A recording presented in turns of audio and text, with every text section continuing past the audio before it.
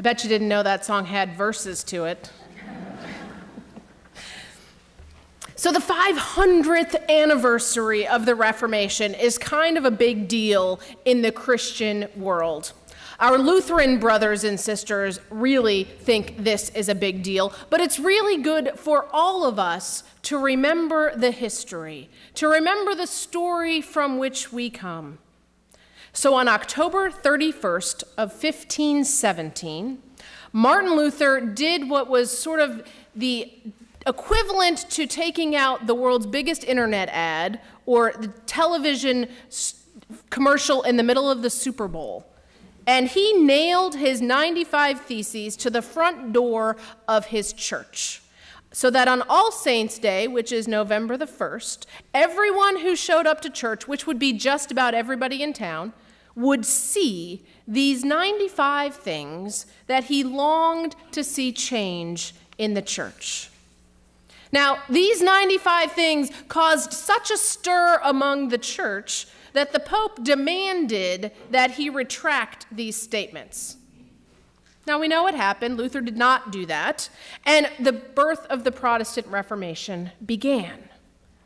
Now, the Reformation work of Luther and Zwingli and Calvin and other reformers remind us of our still speaking God.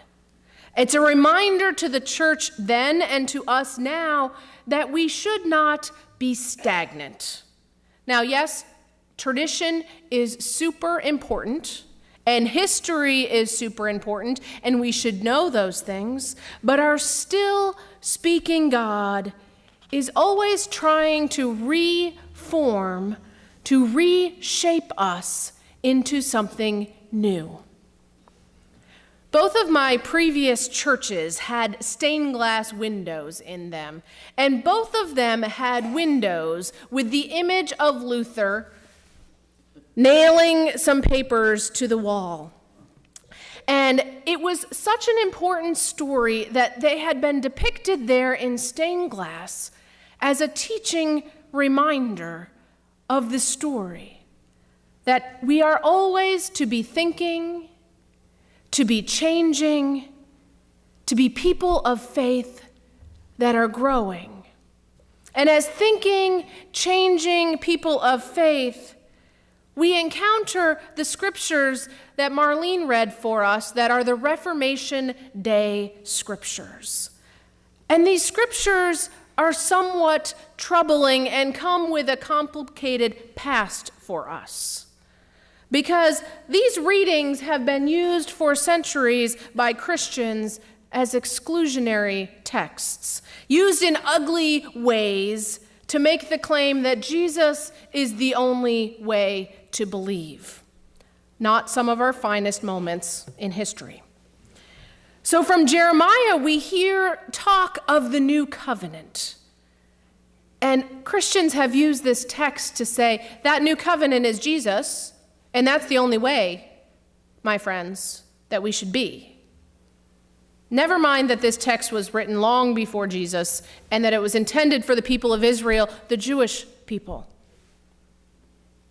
And our passage from John is a text that has been used to be exclusionary, to sort of prove that anti-Semitism was okay, because it said that it's only in Jesus that we are free. Fast forward, we know that God's love is for everyone, and we have to be super careful to make sure that we do not use these texts in any way, or any text, as permission for hatred, or to claim that God's love is just for us.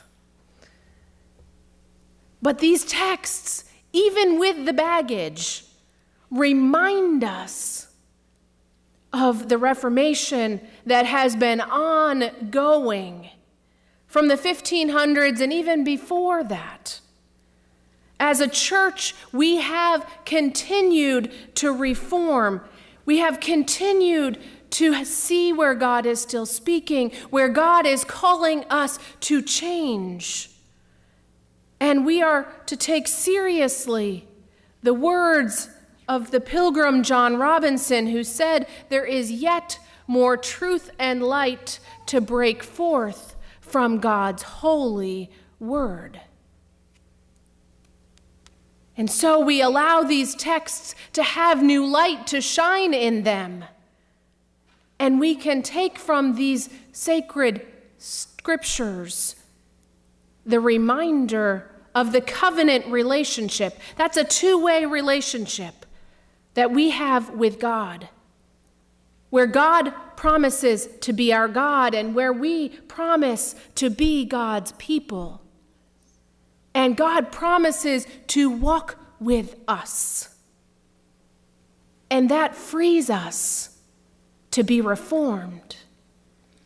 And we're reminded this morning, especially as we had new members join, of the covenant relationship we have with the church, where the church promises to walk with people and where people promise to walk with the church together, supporting one another, that we might be free to grow as disciples of Jesus.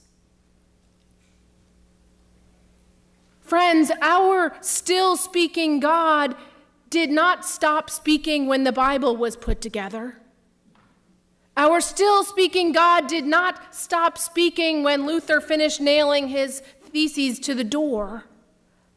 Our still speaking God is still calling us into covenant, calling us to claim that relationship with God, calling us to be free, calling us to be reformed.